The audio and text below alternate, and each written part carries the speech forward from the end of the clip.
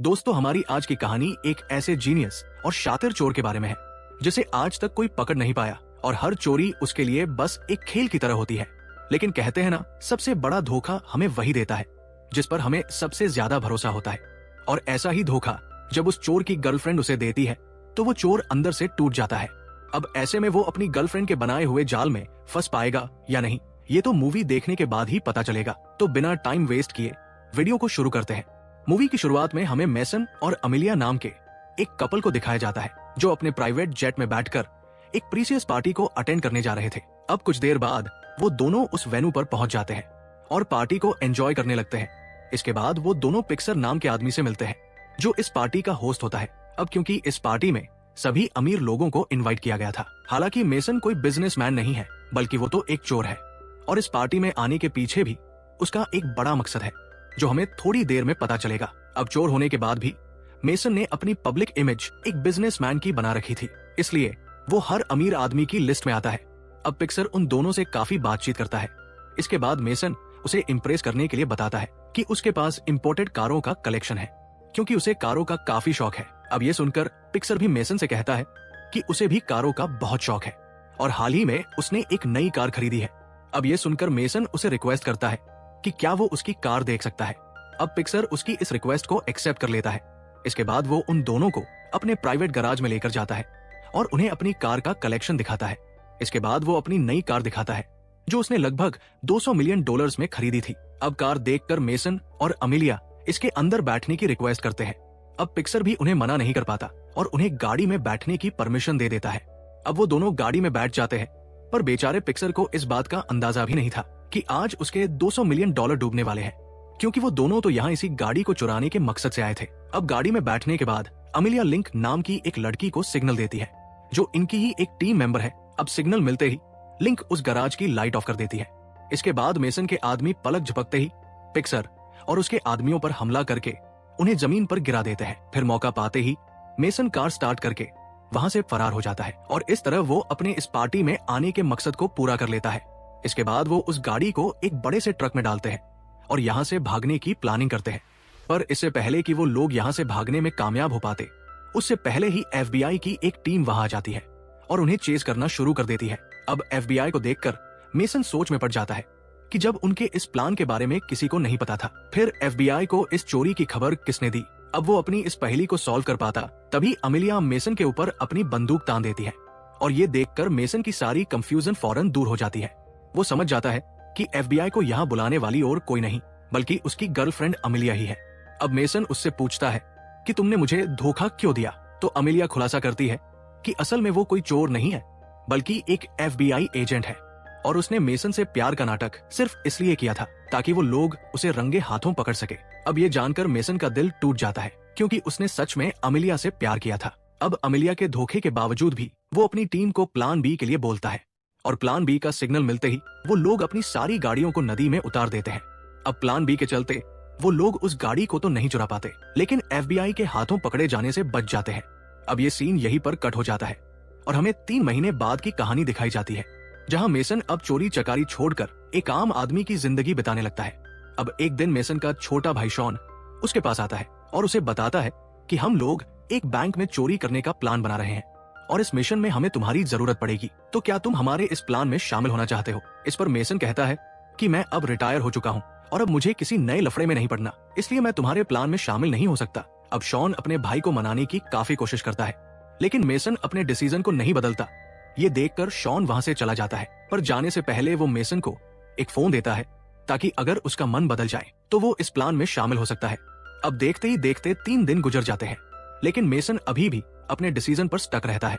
अब चोरी वाले दिन लिंक मिशन को कॉल करती है और उससे पूछती है कि तुम अभी तक क्यों नहीं आए, हम लोग बैंक में जाने ही वाले हैं। अब ये सुनकर मेसन कहता है कि उसने पहले ही आने से मना कर दिया था। इस पर लिंक बताती है कि शॉन ने तो हमें बताया था कि तुम जरूर आओगे। अब ये सुनकर मेसन हैरान हो जाता है। दरअसल शॉन ने अपने टीम मेंबर्स को ये बताया था कि मेसन इस प्लान में शामिल होने के लिए तैयार है।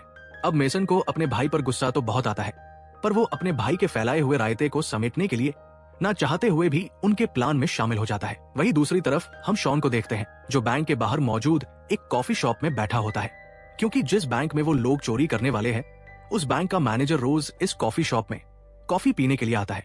अब कुछ देर बाद जैसे ही वो मैनेजर कॉफी शॉप में आता है तो शॉन उसके पास चला जाता है और उसे बंदूक दिखाकर हॉस्टेज बना लेता है। इसके बाद वो मैनेजर को बैंक में ले जाने लगता है, लेकिन तभी मेसन वहां आ जाता है और शॉन को अंदर जाने से रोकता है। वो कहता है कि इस प्लान को अभी अबॉर्ट कर दो और मैनेजर को जाने दो, क्योंकि जिस तरह का प्लान तुमने बनाया है उसमें सारे लोग मारे जाएंगे। इस पर शॉन कहता है कि अब इसका कोई फायदा नहीं है, क्योंकि हमारी टीम पहले ही अंदर जा चुकी है। अब ये सुनकर मेसन अपनी टीम का साथ देने के लिए ना चाहते हुए भी उसके साथ बैंक के अंदर चला जाता है। अब मेसन देखता है कि उसकी टीम के सभी लोग आम लोगों की तरह बैंक के लोगों में मिल गए हैं, जिन्हें देखकर कोई नहीं कह सकता है कि ये लोग चोर हैं। अब शॉन मैनेजर को लेकर एक कोने में जाता है और उससे बैंक का लॉकर खोलने के लिए कहता है, लेकिन मैनेजर लॉकर खोलने की बजाय बैंक का सिक्योरिटी अलार्म बजा देता है और अलार्म की वजह से वहां भगदड़ मच जाती है और सारे चोर भी अलर्ट हो जाते हैं। इसके बाद बैंक के सिक्योरिटी गार्ड्स चोरों पर गोलियां बरसाने लगते हैं। अब बिगड़ते माहौल को देखकर वो लोग भी गार्ड पर हमला कर देते हैं और कुछ देर में ही उनका काम खत्म कर देते हैं। इसके बाद वो लोग बैंक में मौजूद सभी कस्टमर्स को हॉस्टेज बना लेते हैं। वहीं दूसरी तरफ मेसन शॉन से पूछता है कि अब बैंक का माहौल बिगड़ चुका है, इसलिए मुझे अपना प्लान बताओ, असल में तुम लोग करना क्या चाहते हो। इस पर शॉन उसे बताता है कि इस बैंक में एक लॉकर है जो किसी इसाबेल फेरो नाम की लेडी का है और उस लॉकर में एक हार्ड ड्राइव है जिसके अंदर कई मिलियन डॉलर्स की क्रिप्टो करेंसी है और हम लोग उसे ही लेने आए हैं। अब सारी बात सुनने के बाद मेसन उस मैनेजर को लेकर बैंक के वॉल्ट में जाता है और उससे लॉकर खोलने के लिए कहता है। अब मैनेजर उन्हें बताता है कि वो चाह कर भी इस लॉकर को नहीं खोल सकता, क्योंकि इस लॉकर को खोलने के लिए 2 चाबियों की नीड पड़ेगी, जिसमें से एक चाबी मेरे पास है जबकि दूसरी चाबी ऑनर के पास है, यानी कि इसाबेल के पास है। और जब ये दोनों चाबियां एक साथ लॉकर के अंदर जाएंगी तभी लॉकर खुल पाएगा। अब बेचारे शॉन ने चोरी का प्लान तो बना लिया था, पर दूसरी चाबी के बारे में उसे कोई जानकारी नहीं थी, जिस वजह से उसका पोपट हो जाता है और मेसन का गुस्सा और बढ़ जाता है। अब वो इस चोरी की जिम्मेदारी अपने हाथों में ले लेता है ताकि उसके भाई की बेवकूफी की वजह से उनकी टीम के बाकी लोग ना फंस जाएं। अब मेसन लिंक से कहता है कि वो इस लॉकर को हैक करने की कोशिश करे। अब लिंक अपने काम पर लग जाती है और जल्द ही वो इस लॉकर को हैक करने में कामयाब हो जाती है और उस लॉकर को खोल देती है। लेकिन जैसे ही वो लॉकर खुलता है तो सब लोग निराश हो जाते हैं, क्योंकि उस लॉकर के अंदर कोई हार्ड ड्राइव नहीं होती। ये देखकर मैनेजर हंसने लगता है और उन लोगों से कहता है कि तुम लोगों को यहाँ कुछ नहीं मिलेगा, इसलिए चुपचाप यहाँ से चले जाओ। अब ये देखकर मेसन समझ जाता है कि उस हार्ड ड्राइव को किसी और लॉकर में रखा गया है। वहीं दूसरी तरफ हम FBI टीम को देखते हैं जो पूरी तैयारी के साथ बैंक के बाहर पहुंच चुकी थी और इस मिशन की जिम्मेदारी मेसन की गर्लफ्रेंड अमिलिया को दी गई थी। अब अमिलिया बैंक के अंदर कांटेक्ट करती है तो लिंक कॉल रिसीव करती है। अब वो लिंक से कहती है कि तुम लोग चारों तरफ से घिर चुके हो, इसलिए मेरी बात जल्द से जल्द मेसन से करवाओ। अब लिंक मेसन को बताती है कि FBI तुमसे बात करना चाहती है। ये सुनकर मेसन शॉन से कहता है कि तुम इस मैनेजर पर नजर रखो। ऐसा कहकर वो लिंक के रूम में चला जाता है। इसके बाद वो अमिलिया से बात करता है। अब अमिलिया की आवाज सुनकर वो कुछ देर के लिए अपने प्लान से ही भटक जाता है, क्योंकि वो आज भी उससे प्यार करता था। लेकिन वो खुद पर कंट्रोल करता है और उससे कहता है कि अपनी टीम को लेकर यहाँ से चली जाओ, वरना यहाँ मौजूद सभी हॉस्टेज को मार दिया जाएगा। अब ये सुनकर अमिलिया कहती है कि मैं जानती हूँ तुम बिना वजह किसी को नुकसान नहीं पहुंचाओगे। इस पर मेसन कहता है कि अब सब कुछ बदल चुका है। फिर वो अमिलिया से कुछ खाने पीने के सामान की डिमांड करता है, जिस पर अमिलिया उसकी इस डिमांड को मान लेती है, लेकिन बदले में वो 2 लोगों को छोड़ने की मांग करती है। अब मेसन भी उसकी बात मान लेता है। इसके बाद वो सभी हॉस्टेज को ऊपर वाले हॉल में शिफ्ट कर देते हैं और अमिलिया का इंतजार करने लगते हैं। अब कुछ देर बाद जब अमिलिया सामान लेकर वहां आती है तो मेसन बैंक के गेट पर ही उसे रोक देता है और सारा सामान ले लेता है। इसके बाद अपने वादे के मुताबिक 2 लोगों को छोड़ देता है। अब अमिलिया उससे कहती है कि उसे सरेंडर कर देना चाहिए, लेकिन मेसन मना कर देता है और उसे बैंक से बाहर भेज देता है। इसके बाद वो सारे खाने को लोगों में बांट देता है। पर इसी बीच कुछ ऐसा होता है जिसकी उम्मीद किसी को नहीं थी। दरअसल मैनेजर शॉन पर हमला करके वहां से भाग गया था। अब जब मेसन ये सब देखता है तो वो मैनेजर को पकड़ने के लिए भाग जाता है और कुछ देर बाद ही वो मैनेजर को पकड़ लेता है। इसके बाद मेसन मैनेजर को इंटेरोगेट करता है और उससे इसाबेल के बारे में सारी इंफॉर्मेशन पूछता है।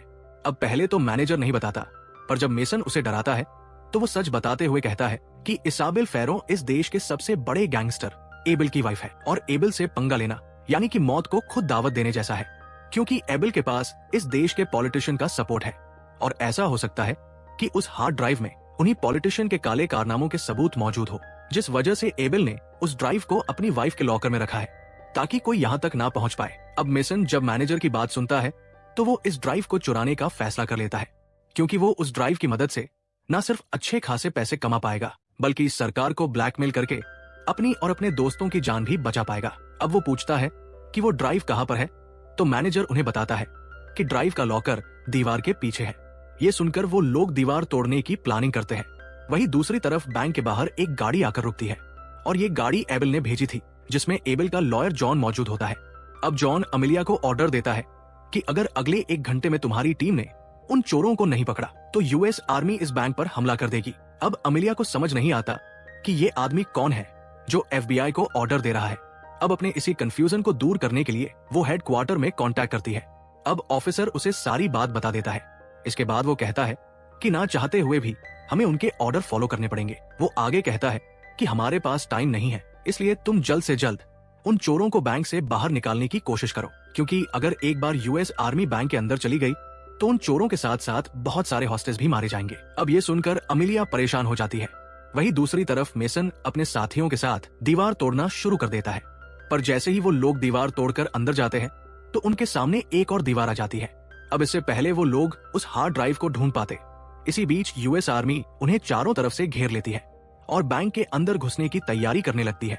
अब ये देखकर अमेलिया जल्दी से मेसन को कॉल करके सारी बात बता देती है। अब अमेलिया की बात सुनकर मेसन उससे कहता है कि तुम इस खबर को मीडिया में पहुंचा दो कि यूएस आर्मी बैंक पर हमला करने वाली है, क्योंकि अगर एक बार मीडिया बैंक के बाहर आ गई तो यूएस आर्मी चाहकर भी कोई एक्शन नहीं ले पाएगी। अब अमेलिया उसकी बात मानते हुए इस खबर को मीडिया में फैला देती है और जल्द ही मीडिया वहां आ जाती है और ये खबर पूरे देश में आग की तरह फैलने लगती है। वही हेड ऑफिसर अमेलिया के इस एक्शन से नाराज हो जाता है और उसे इस केस से बाहर कर देता है। इसके बाद वो मेसन को कॉल करता है और उसे धमकी देता है कि अगर अगले 15 मिनट में तुम्हारी टीम ने सरेंडर नहीं किया तो हम बैंक के अंदर आ जाएंगे। अब मेसन उसकी बात पर ज्यादा गौर नहीं देता और अपने काम पर फोकस करता है। इसी बीच उन लोगों को दीवार के पीछे एक और रूम मिल जाता है जिसके अंदर इसाबेल के लॉकर को रखा गया था।